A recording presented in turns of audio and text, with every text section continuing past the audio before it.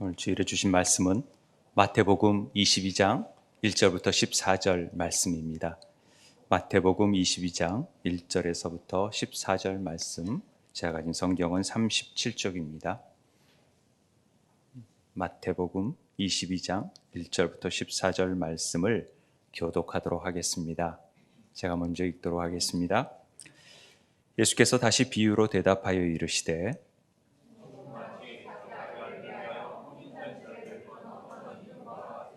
그 종들을 보내어 그 청한 사람들을 혼인잔치에 오라 하였더니 오기를 싫어하거늘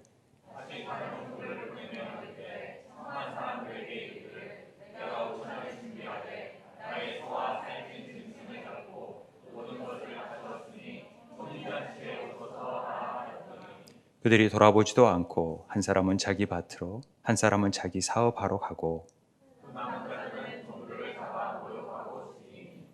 임금이 노하여 군대를 보내어 그 살인한 자들을 진멸하고 그 동네를 불사르고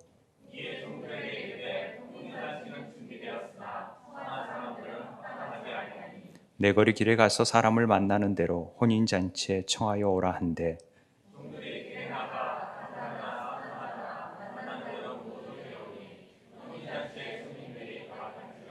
임금이 손님들을 보러 들어올세 거기서 예복을 입지 않는 한 사람을 보고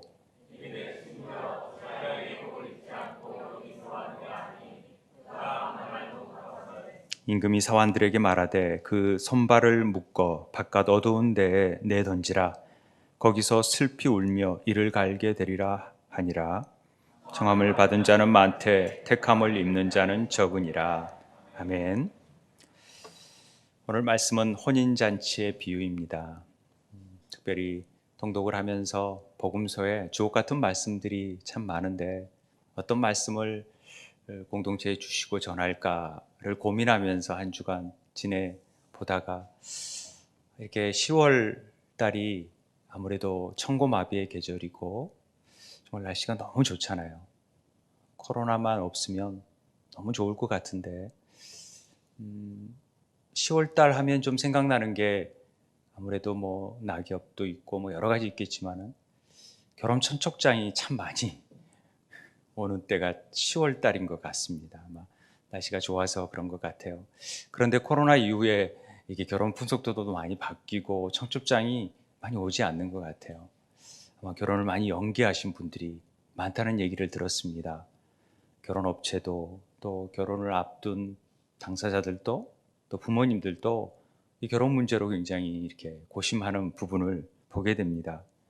아무래도 결혼식장에 청첩장을 받거나 또 장례식장에 부고장을 받거나 어떤 잔치에 초대를 받고 잔치를 하기에도 부담스럽고 또 가기에도 부담스러운 때가 아닌가 싶습니다.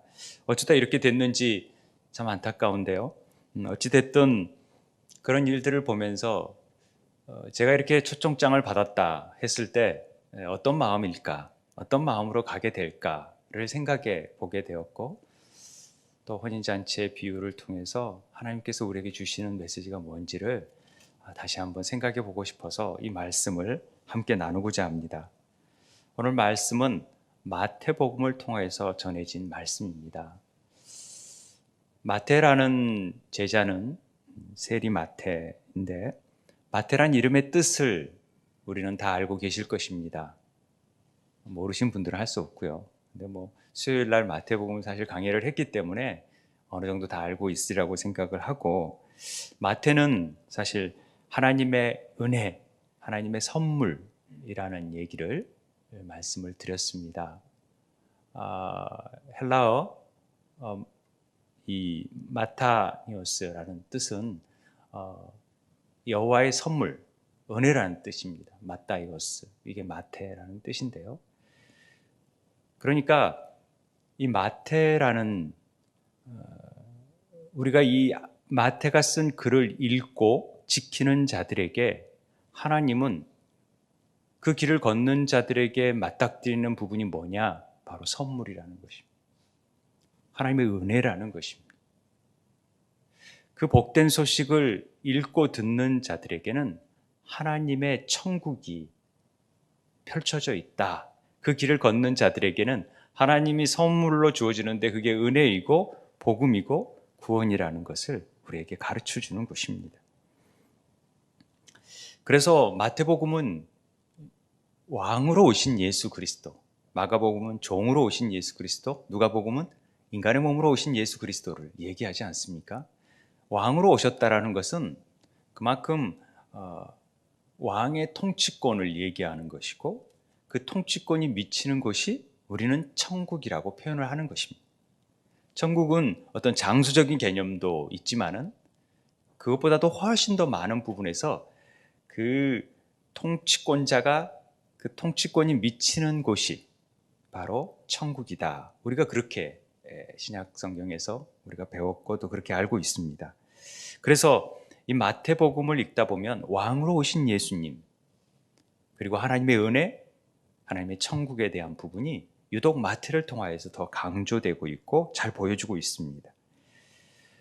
왕으로 오신 예수님의 길을 가면은 우리는 당연히 구원의 선물을 받게 됩니다. 그래서 우리는 이 기쁨을 발견하는 자들에게는, 밭에 감추인 보화를 발견하는 자들에게는 기쁨이 있죠. 그런데 만약에 그걸 선물을 팽개쳐버리고 하찮게 여기게 되면은 그 구원은 오히려 심판이 되어줄 수 있다는 것도 성경이 가르쳐주는 교훈입니다. 그러므로 우리는 왕이신 예수님을 어떻게 모셔드리느냐가 우리의 신앙생활에 굉장히 큰 관건입니다.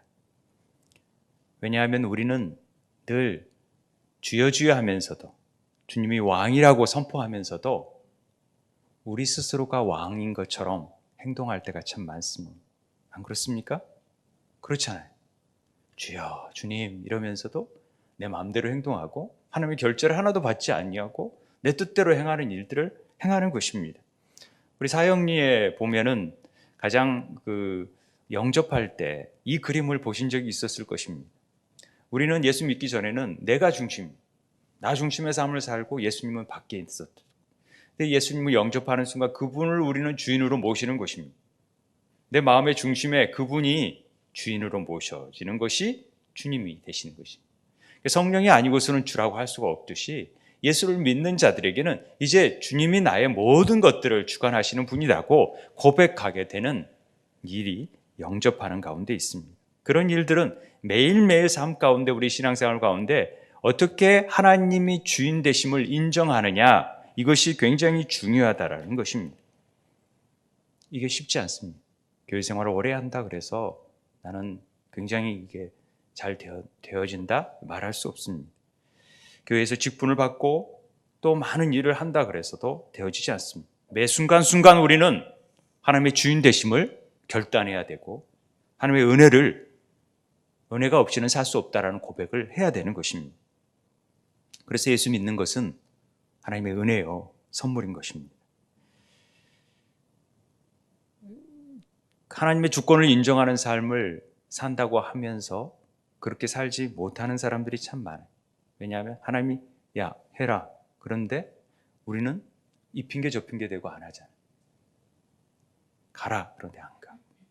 가라 하면 가고 서라 하면 서고 가지 마라 하면 가지 말고 하지 마라 하면 하지 말아야 되는데 어디 그렇게 합니까? 내 마음대로 하지요. 주님이 명령하시면 묻지도 따지지도 말아야 됩니다. 그냥 예 하겠습니다. 이게 종이죠. 그게 통치권을 인정하는 백성들의 모습입니다. 이런 맥락을 우리가 이해하지 못하면 이 비유도 그 비유가 누리는 참된 깊은 의미를 깨달을 수가 없어요.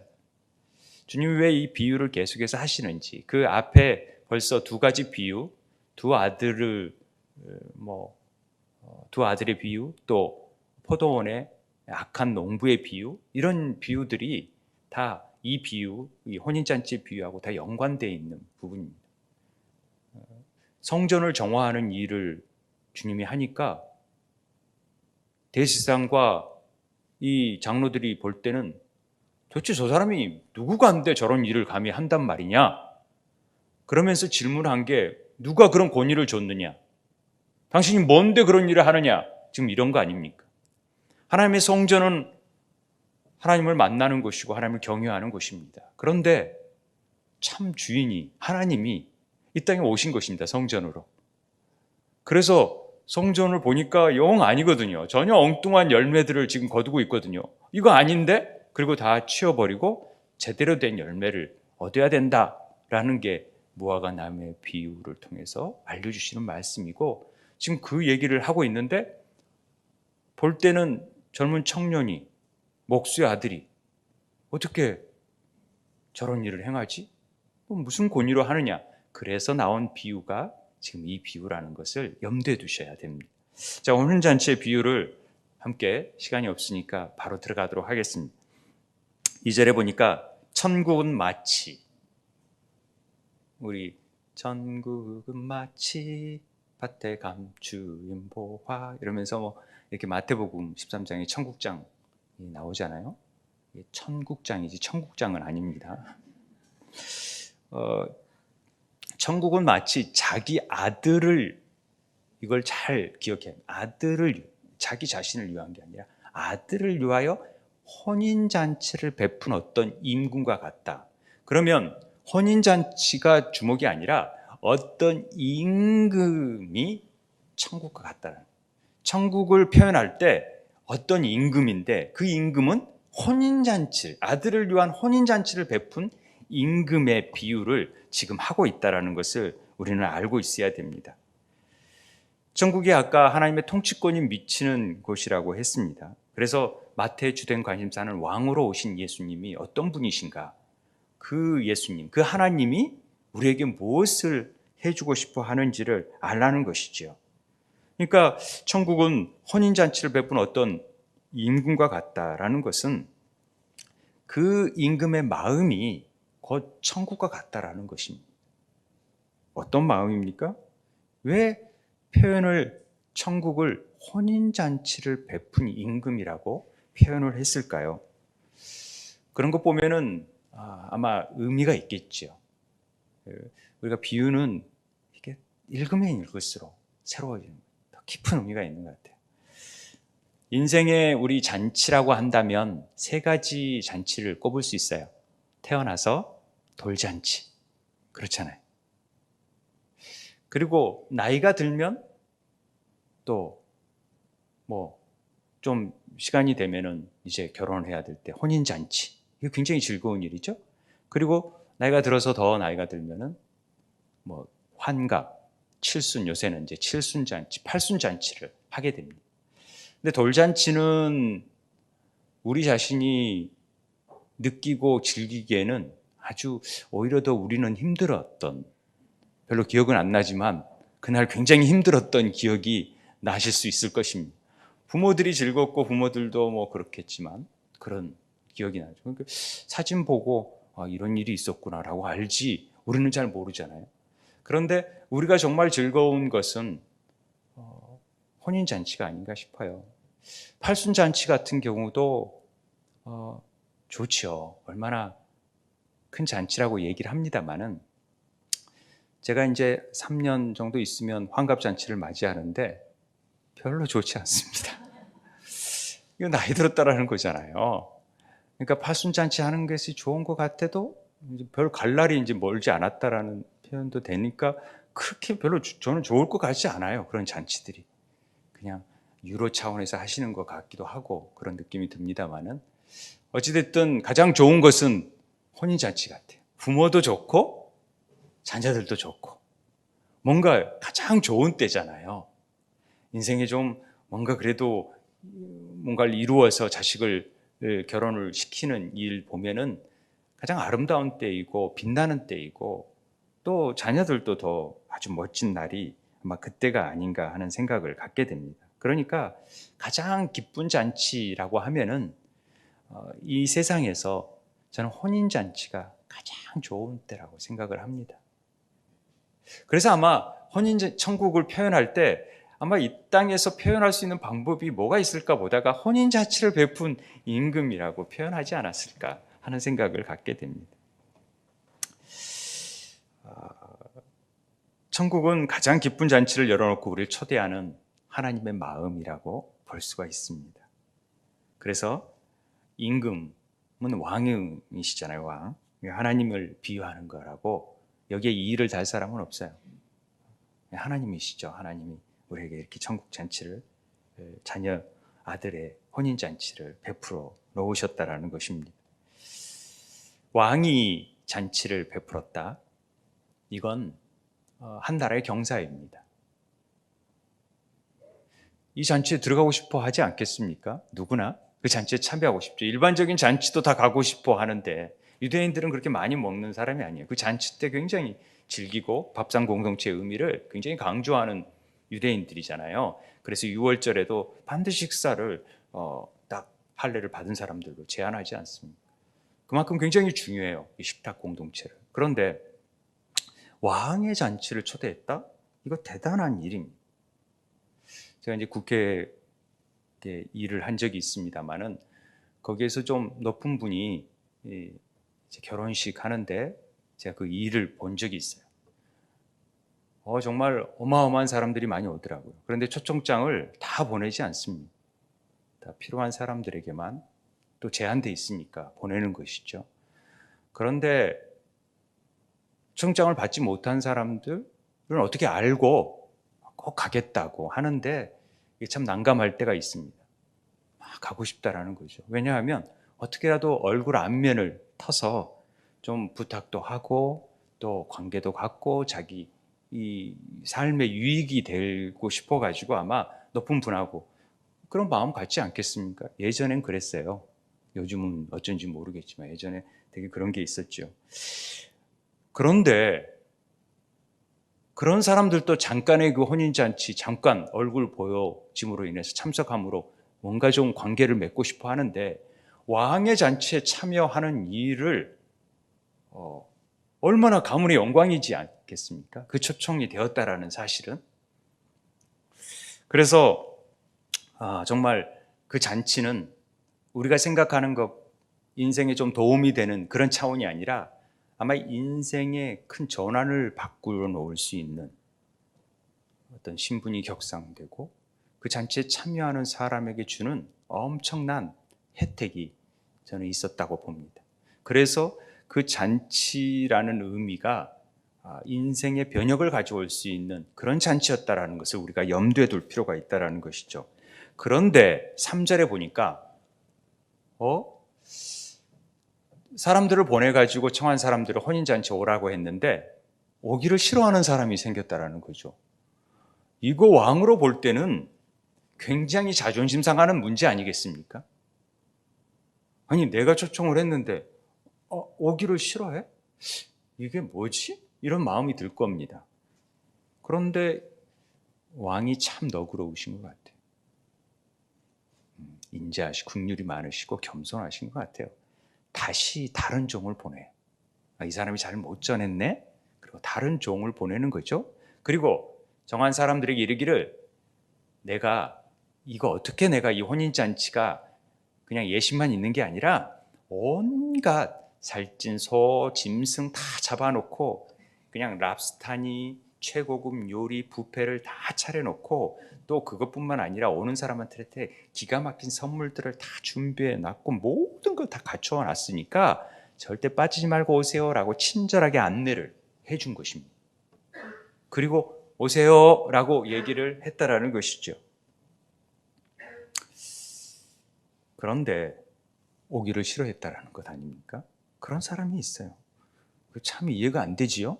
그런데 다 자기 마음이지요. 어떡합니까? 오기 싫다는데. 이유가 있었죠. 안 온 사람들의 이유가 5절에 나와 있습니다. 왕의 아들의 잔치보다도 더 소중한 일이 있었어요. 더 가치 있는 일이 있었어요. 더 급한 일이 있었기 때문에 오지 않았다라는 것이죠.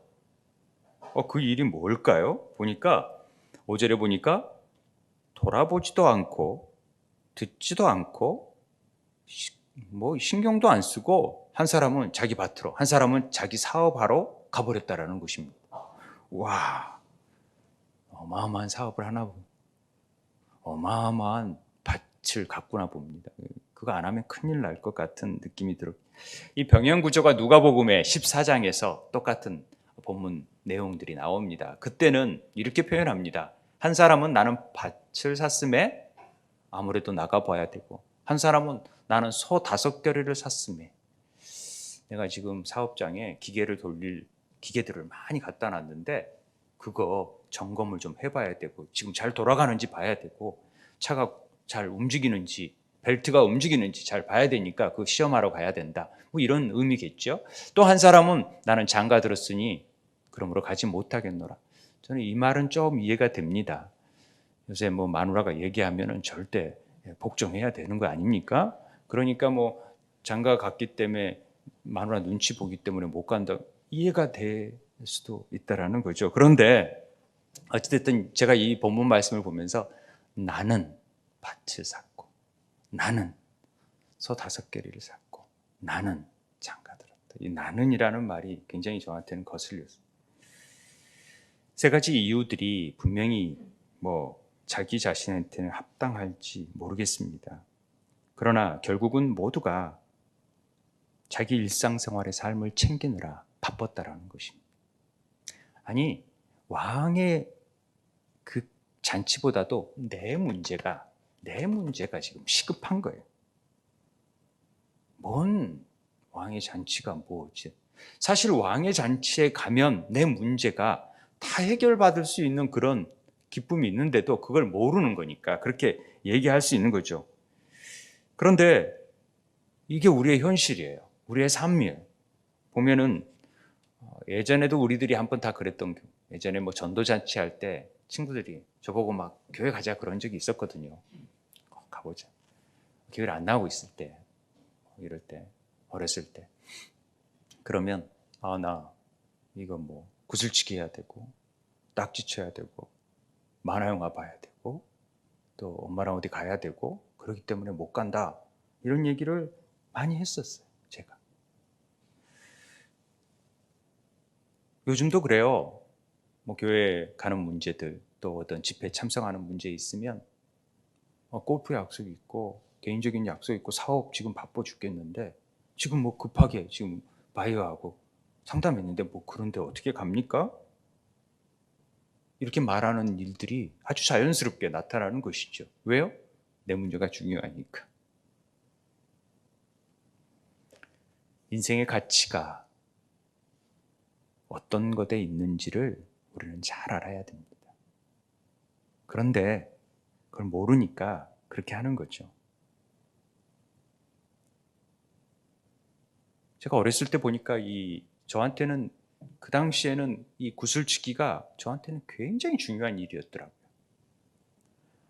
밥 먹으러 오라도 안 가고, 부모님이 뭐 어디 가자 그래도 안 가고, 이거 우선 구슬을 주머니에다가 가득 채워놓은, 이르면 화가 나고, 또 딱지도 그걸 딱 이만큼 차야 되는데 그걸 잃으면 안 되고, 그리고 또 딱지를 사는 친구들이 있었어요. 딱지를 또 파는 재미, 그게 얼마나 그 기쁨인데 그걸 어떻게 뺏긴단 말입니까? 그래서 사실을 안 갔던 것인데, 지금 지내고 보면은 그 딱지 다 어디 갔는지, 그 구슬 어디 갔는지 좀 잘하면서 다 그냥 줘버리고 뭐 잃어버리고 어디 가서 뒹굴고 오는데, 그때는 그때 그렇게 좋았다라는 거죠. 근데 우리 인생이 그런 거예요, 사실. 별로 중요하지도 않는 지금의 일을 가지고 우리는 막 죽겠다고 그러잖아요. 인생이 무너질 것 같고 삶이 무너질 것 같고, 그 일들을 지금 안 된다고 하는 일들 때문에. 제가 그런 일들이 별거 아니라고 말하는 것은 참 죄송스럽습니다만은, 하나님의 가치 기준에 의해서 보면은 그건 별로 부스러기의 삶이라는 것을 성경은 말하고 있다라는 것입니다. 여기서 사람들을 청하잖아요. 청했다라는 표현이 저희가 원어로 보면은 참 이렇게 의미 있게 다가왔었어요. 이 청하다라는 말은 칼레오라는 단어입니다. 그러니까 부르다, 이름 짓다, 초대하다라는 뜻입니다. 사람을 청하다라는 뜻이죠. 초대하다라는 뜻인데, 이 칼레오라는 단어가 어디서 나왔냐면, 이 칼레오라는 단어를 통해서 에클레시아가 나옵니다. 에클레시아라는 말은 에크가 뭐뭐로부터 전치사거든요. 이 칼레오, 부름, 그러니까 하나님께 부름받은 자들의 모임이 교회잖아요. 이 교회가 여기서 나온 거예요. 그러니까 하나님이 지금 이 초청한다, 이 말은 우리를 모이시게 하는 일, 부르셔서 모이게 한 일이 교회라는 것입니다. 그러니까 교회는 천국 잔치와 같은 것이에요. 교회는 잔치로 청하는, 초대하는 일일 수 있고 천국으로 청하는 일이 교회의 역할이라고 할 수 있습니다. 그래서 영혼 구원하는 일이 교회의 주된 사역이 되는 것입니다. 불러 모아야 되는 것이죠. 그리고 그 일을 감당하는 사람들이 바로 주의 종들입니다. 그래서 청하라 하면 청하고 가라 하면 가는 거예요. 악한 포도나무의 비유에서 보면은, 농부의 비유 보면은 종이 갔는데 죽이는 거예요. 그 새로 준 농부들이 돌로 치는 거예요. 매도 때리는 거예요. 심지어 죽이기까지 하는 일들을 우리가 당하는 것입니다. 주님이 하라고 해서 갔는데, 선교사로 갔는데 죽임을 당할 수 있어요. 그래서 이 종들이, 처음에 온 종들은 구약의 종들로 해석하는 분이 있고, 다시 보낸 종들은 신약의 복음 전도자들로 해석하는 분들이 있습니다. 그렇듯 우리가 구원받은 자라면 당연히 우리의 역할은 주님의 나라를, 주님의 혼인잔치에 이 기쁨을 맛볼 수 있도록 자꾸 전달하는 역할, 전파하는 역할이 우리의 역할이라는 것도 오늘 본문 말씀을 통하여 깨닫게 되는 것이죠. 자, 하나님의 마음이 어떠한지 우리가 살펴볼 필요가 있습니다. 하나님은 우리의 각자의 이름을 부르시고 우리를 잔치에 초대하셔서 우리를 세상의 죄 가운데 빼내셔서 거룩한 성도로 모임을 갖는 교회 되게 하시기를 원하십니다. 그곳에서 천국 잔치와 같은 세상이 줄 수 없는, 세상에서 주는 가장 큰 기쁨과 같은 것을 이곳에서 주겠다라는 것이 하나님의 약속입니다. 풍성한 은혜를 누리겠다는 약속입니다. 별로 그걸 받지 못해서 그런지 아멘을 별로 안 하시는데 정말 그래요. 우리가 교회 안에서 많이 주시는 참된 기쁨이 있어요. 세상과 비교할 수 없는 복된 은혜가 그 안에 있다라는 것입니다. 구원받은 자들에게는, 그 기쁨을 아는 자들에게는 이 기쁨을 전하지 않고는 견딜 수 없어요. 가서 막 데려오고 싶은 거예요. 우리 처음 첫사랑 받은 사람, 첫사랑 때 막 가서 전도하고 싶고, 막 지하철에 가서도 막 얘기하고 싶고, 이 기쁜 소식 막 좀 알려주고 싶잖아요. 여기 오면은 정말 너무 복되고 좋은데 왜 사람들이 모를까 하고 얘기하는 거죠. 그런데 이 기쁨을 알지 못하면요, 주님이 가서 전해라, 우리 영혼구원의 복음 전도하러 나가자 그랬을 때도 뭘 그런 거 그냥 다 때가 되면 올 텐데 이러면서 나갈 수 있어요. 요나처럼 억지로 다시스로 가서 주님 회개하면 살려준대요 라고 가볍게 얘기할 수 있는 그런 사람보다는 정말 열정을 가지고 내가 경험한 것들을 하나라도 좀 더 알려주고 싶은 마음으로 열심히 가서 전하는 것이 하나님의 종된 자의 모습이죠. 그리고 그런 확신이 있는 자들은 더 뜨겁게 전할 수 있지 않겠습니까? 그런데도 안 들으면 할 수 없죠. 왜요? 다 자기 자아의지를 주셨기 때문에 자기가 선택하는 부분이 있습니다. 아무리 좋은 것들을 펼쳐놔도 자기가 싫다는데 어떡합니까? 결론적으로 자기 삶의 주체적인 권리를 자기가 갖겠다라는 것입니다. 누가 왕인데, 내가 왕인데, 내 인생은 나의 것인데, 누가 뭐라 그래? 내 마음대로 살 건데. 이게 우리들의 모습이죠. 아무리 임금이 좋은 잔치를 베풀어도 임금을 임금으로 여기지 않는 것입니다. 왕으로 여기지 않는 것입니다. 내 왕국을 꿈꾸는 거죠. 내 왕국의 일이 급한데 뭔 나라의 왕 거기 가는 일에 대해서 별 관심이 없다라는 것 아닙니까? 이건 하나님의 입장에서 보면은 통치권의 심각한 도전이에요. 반역이에요, 이게. 하나님, 내가 오라 그랬는데 안 와? 아니, 내가 생사여탕골을 다 쥐고 있는 왕인데 감히 내 말을 안 들어? 이게 말이 됩니까? 그러면 어떻게 해야 돼? 그런데 하나님 한 번 더 권하고 다시 보내 기회를 주시는 것이죠. 우리는 늘 우리 스스로의 왕국을 꿈꿔요. 그래서 진짜 하나님이 메시아, 왕으로 오신 메시아고 그분이 통치권자인데 그분을 인정하지 않고 내가 원하는 왕을 찾는 거예요. 그게 정치적인 메시아를 꿈꾸는 거죠. 가룟 유다는 그랬잖아요. 내가 원하는 메시아하고 전혀 다른 일들을 하는 거예요. 십자가를 지는 일을 하는 거예요. 내게 정치적으로 구원을 해주고 우리를 해방시켜주고 막 그런 자를 찾았는데 그게 아니라는 거죠. 근데 우리의 삶도 그래요. 우리가 원하는 메시아는 마치 알라딘의 램프를 문지르면 지니가 나타나서 나오는 것처럼 지니야 나 이럴 때 해줘. 이런 왕을 원한다라는 것이죠.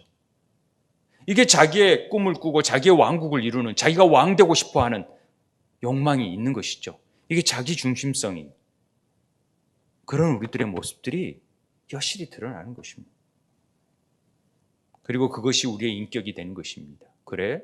나는 이 땅에서 밭이 얼마나 되는지, 소가 몇 마리인지, 돈이 얼마인지 이것이 나의 인격이니까 그리고 이걸 사람들이 다 인정해주고 알아주니까 나는 그걸 더 많이 갖고 싶어. 그걸 더 누리고 싶어.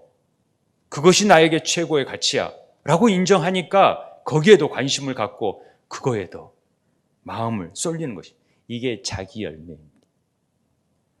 악한 농부에 비유해서 죽일 필요가 있었나요? 아들까지 왔는데 죽이나요? 왜 죽입니까? 내놓을 열매가 없었다라는 것이죠. 자기들은 자기들의 열매를 맺어놨는데 하나님이 원하시는 열매는 포도원의 열매였는데 자기 열매들을 맺고 있었어요. 그러니까 내놓을 열매가 없죠. 자, 내 열매를 내놔라. 그랬는데 그 열매가 없으니까 죽여버려. 이게 구약 성경에 예수님이 십자가를 지게 하신 목적입니다. 주님은 내가 어떤 권위로 왔는지를 분명하게 얘기하잖아요.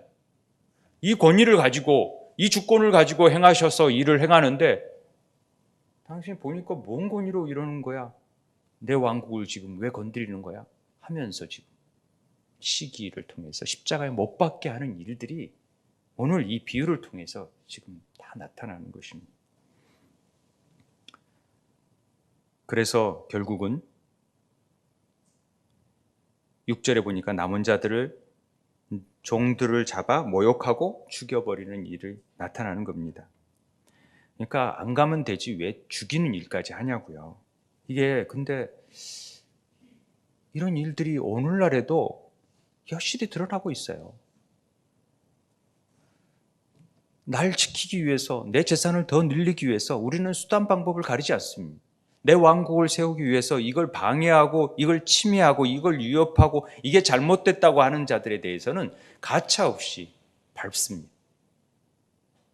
부모일지라도 내 재산을 먼저 안 주고 내가 누릴 것들을 미리 안 준다고 부모를 살해하는 일들이 나타나잖아요.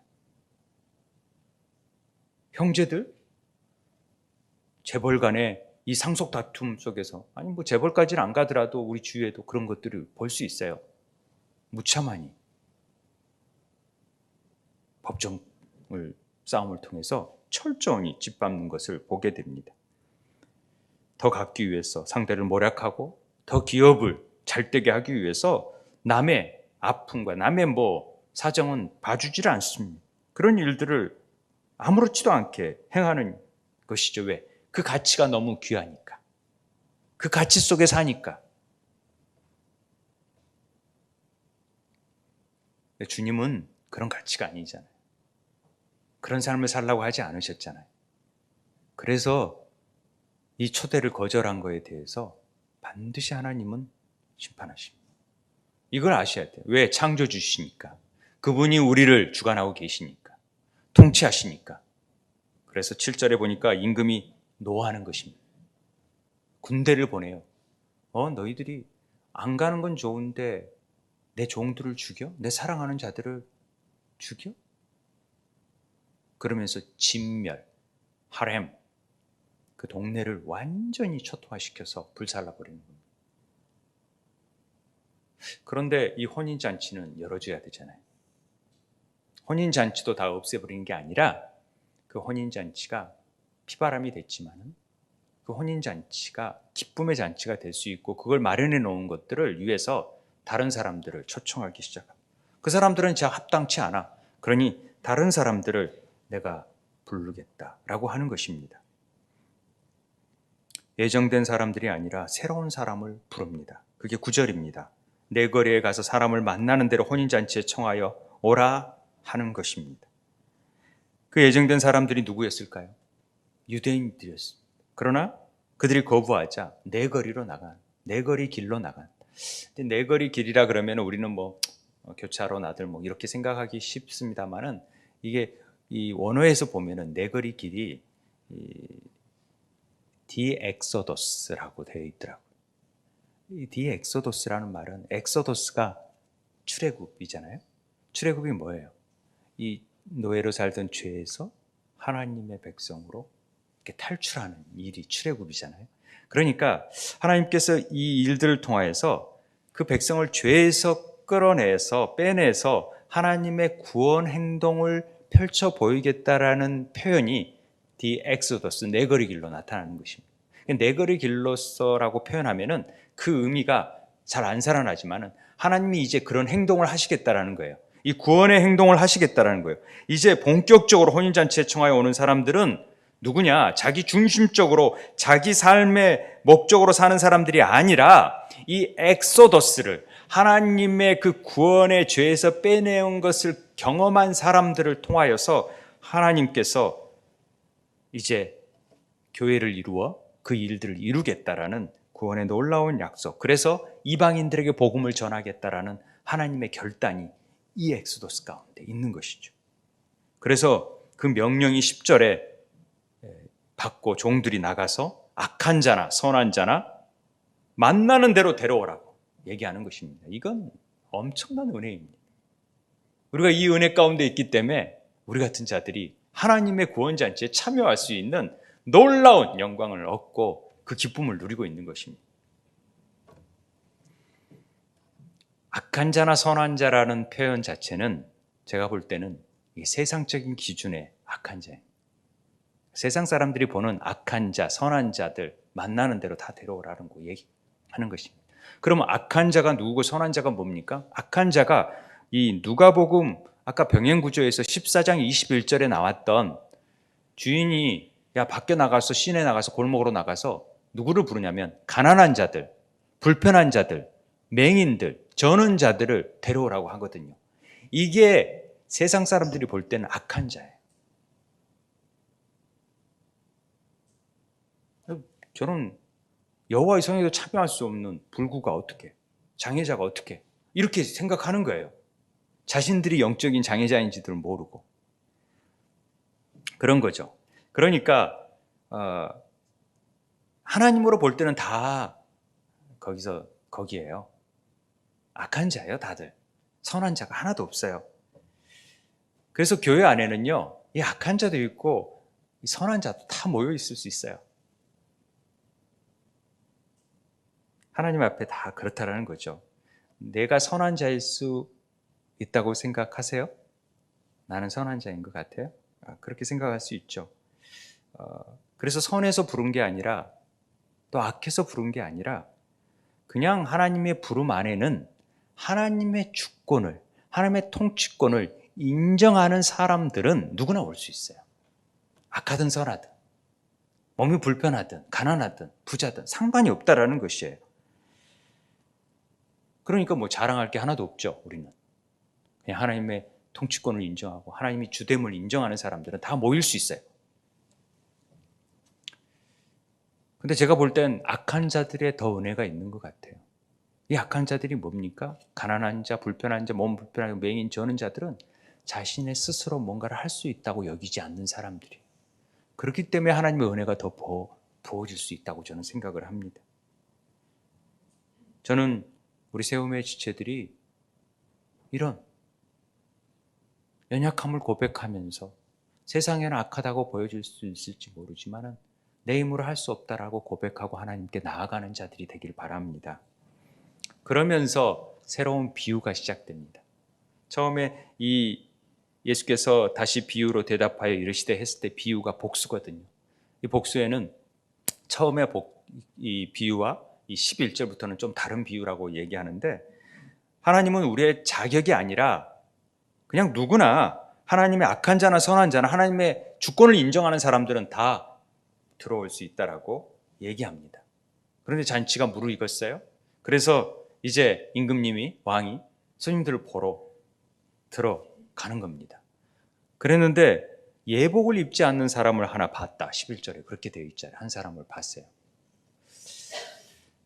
예복을 다 입었는데 한 사람만 안 입으니까 눈에 띄었겠죠. 근데 언제 예복 턱시도 입고 오라 그랬나요? 뭔 복장을 입고 오라 그랬나요? 그런데 우리가 추측건대는 중동에서는 반드시 특별한 잔치가 되면은 그 예복을 준비해 놓고 다 입게 했다라는 거죠. 그래야 잔치가 더 훨씬 빛날 수 있잖아요. 그리고 그 전원자나 뭐 이런 신분이나 이런 것들이 성도의 옳은 행실인 세마포를 입고 있는 순간 다 똑같아지는 거예요. 다 동등한 권리를 갖게 되는 거예요. 예복을 입는 순간. 그렇기 때문에 예복을 반드시 준비해서 주고 있는데 한 사람은 그걸 입지 않았다라는 거예요. 그래서 주인이, 왕이, 친구여 어찌하여 예복을 입지 않고 여기 들어왔느냐? 그런데 그가 아무 말도 못하는 거예요. 아마 뭐 할 말이 없었겠지요. 왕의 잔치에 참여하면서 그 기쁨을 줄 수 있어야 되는데 그러지 못했다는 거예요. 이건 생각해 볼 때 왕의 어명을 어기는 거잖아요. 왕의 기본적으로 해야 될 일들을 못하고 있는 거라고 볼 수 있습니다. 들어올 정도면은, 초청에 응할 정도면은 자기가 기쁨을 가지고 그래 왕의 권위를 인정한 것 같은데, 또 인정했음에도 불구하고 예복을 입지 않았다라는 것은 뭔가 문제가 있었다라는 것이죠. 그런데 이런 문제가 과연 뭐였을까? 왕을 왕으로 인정하지 않았다라는 근본적인 문제가 있습니다. 왕으로 인정했다면 그 왕의 품격에 맞는 일들을 행해야 되는 것이 마땅한 자들의 모습이죠. 그런데 그를 왕으로 인정하지 않았던 것 같아요. 근데 더 추리해 보면은 아까 14장 21절에 가난한 자, 몸 불편한 자, 맹인들과 저는 자들을 데려왔잖아요.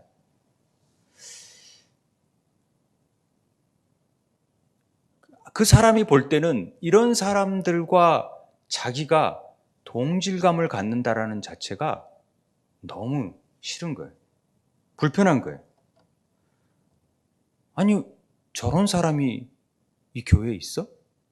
에이, 그럼 나 이 교회 안 다닐래. 이런 사람들을 제가 간혹 봐요. 마음에 들지 않는 거예요. 나는 선한데 저 사람 악하잖아요. 내가 저런 사람과 동급이야? 같은 급으로 같은 옷을 입고 이렇게 같이 참여한단 말이에요, 잔치에?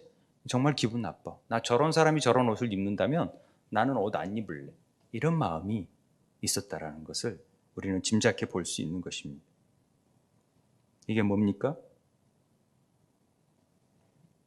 이 사람은 여전히 자기의 조그마한 의가 있는 거예요. 하나님 볼 땐 다 별 볼 일 없는데 내 조그마한 의를 주장하고 싶은 거예요. 왕의 공의를 입고 하나님의 은혜를 입고 있는 자들인데도 그걸 거부하고 내 조그만 공로를 의지하고 싶은 거예요. 그게 좀 더 구체적으로 어떤 일이냐면은 교회에서요, 오래 신앙생활 하신 분들이, 특별히 장로님, 권사님들이 이런 우를 범할 때가 참 많아요. 내가 어떻게 신앙생활 해왔는데 인재 권사되고 인재 장로 된 사람들이 감히 그래? 인재 집사가 감히 그래? 또 어떤 상황에서 나랑 같은 급이 아니다라고 판단하고 내 스스로 나는 그래도 좀 더 뛰어나고 내가 좀 더 잘났고 내가 더 뭔가 할 수 있다라는 생각을 갖기 쉽다라는 거죠. 이게 예복을 입지 않고 버티는 것과 마찬가지다라는 것을 우리는 꼭 기억해야 됩니다. 우리가 구원받았어요. 하나님의 전적인 은혜로. 그냥 우리는 10,000달란트 빚진 자가 그냥 그걸 다 탕감받은 자예요. 그런데 우리는 100데나리온이 내가 더 많다고 멱살을 잡고 안 주니 뭐니 이렇게 해야 되는 일들을 하고 있다는 것이죠. 내 자신의 그 보이지도 않는 조그마한 의를 가지고 내가 좀 더 나은 것처럼, 내가 좀 더 깨끗한 것처럼, 내가 좀 더 뛰어난 것처럼 생각하는 마음이 있다라는 거죠. 그게 하나님의 왕에 볼 때는 예복을 안 입는 모습으로 보여지는 것이죠. 그리스도의 보혈의 공로를 힘입고 그리스도의 의의 옷을 입은 사람들은 또 같아지는 것이에요. 누구 잘남이 없다라는 거죠. 조금 더 추한 모습을 가지고 있다고, 좀 사는 모습이 그렇다고 어떻게 무시합니까? 교회 내에서. 하나님의 은혜를 다 누리는 자들인데 이게 있을 수 없다라는 것이죠. 이게 그럴 때 주님이 그런 부분을 굉장히 13절에 임금이 사환들에게 말하되 그 손발을 묶어 바깥 어두운 데 내던지라. 거기서 슬피 울며 이를 갈게 되리라. 여러분, 이 경고를 잘 들어야 됩니다. 하나님의 공의를 의지하지 않고 내 조그만 의를 의지하게 되면 이렇게 손발을 묶어서 어두운 데로 던져질 수 있다는 것이 주님의 말씀입니다. 우리의 의가 뭐가 나은 게 있겠습니까? 잘 보면 다 거기서 거기라는 거죠. 제가 여러분보다 잘나서 목사가 됐겠습니까? 저는 전혀 그렇지 않다고 생각해요. 오히려 더 부족한 면들이 많아서 이런 부족한 자도 하나님이 쓰시면 이렇게 쓸 수 있다는 것을 가르쳐 주기 위해서 저를 세우신 거라고 저는 생각합니다. 그러니 훨씬 저보다 못하지요. 그러니까 뭘 자랑할 게 있겠습니까? 뭘 나타낼 게 있겠습니까? 그런데도 제 안에 그런 교만이 있다니까요. 예복을 벗어버리고 나는 좀 특별한 옷을 입고 싶은 욕망이 있는 것이죠.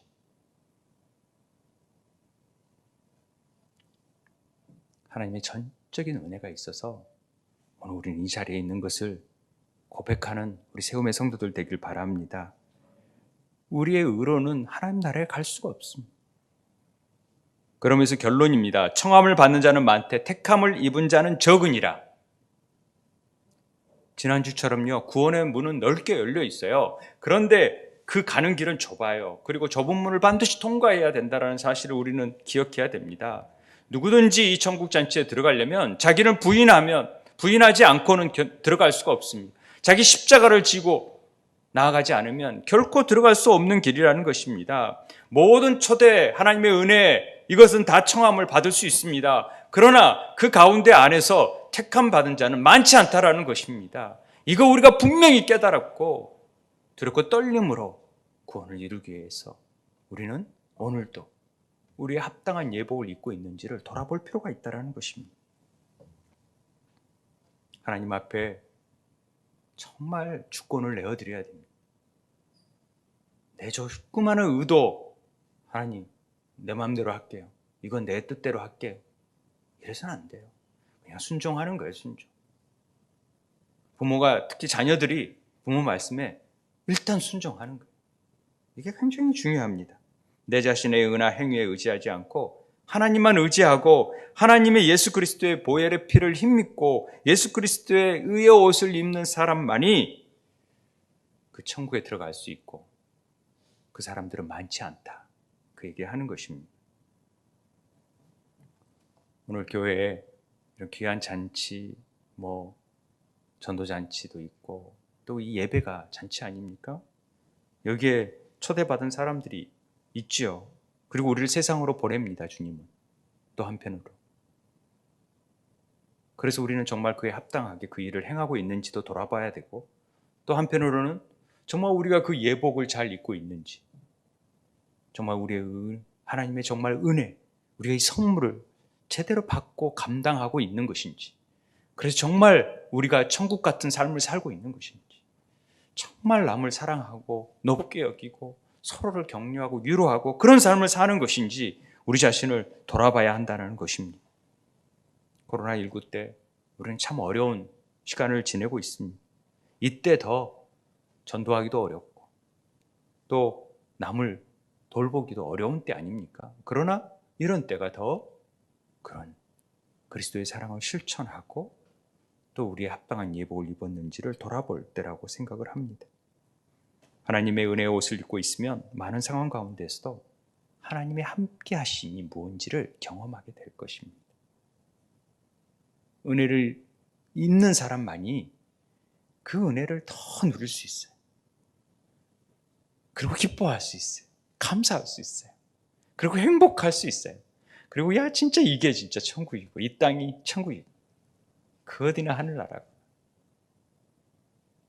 이런 은혜가 우리 새움교회 있게 되길 바랍니다. 그래서 정말 하나님이 원하시는 기쁨의 열매를 맺어드려야지 내 열매를 맺어드리면 입만무성한 무화과 나무잎이 되어질 수 있습니다. 오늘도 그런 은혜가 여러분 삶 가운데 있게 되길 바랍니다. 이 기쁜 잔치 안에서 그렇게 울상으로 앉아 계시지 말고 좀 더 기뻐하고 더 감격하면서 누렸으면 좋겠습니다. 우리 기도하겠습니다. 하나님의 어린 양의 잔치에 늘 초대받고 있는데 저희들이 그 부름에 정말 기쁘게 합당하게 나아가는지 또 한편으로는 정말 우리가 세상 것에 너무 매달려 있진 않는지 그것들을 위해서 이 기쁜 하나님의 초청을 거부한 적은 없는지 또 우리가 그 합당한 예복은 입고 있는지 우리 한번 돌아보게 하시고 주님의 은혜를 구하는 시간을 갖도록 하겠습니다. 우리 함께 기도하도록 하겠습니다. 기도하겠습니다. 아버지 하나님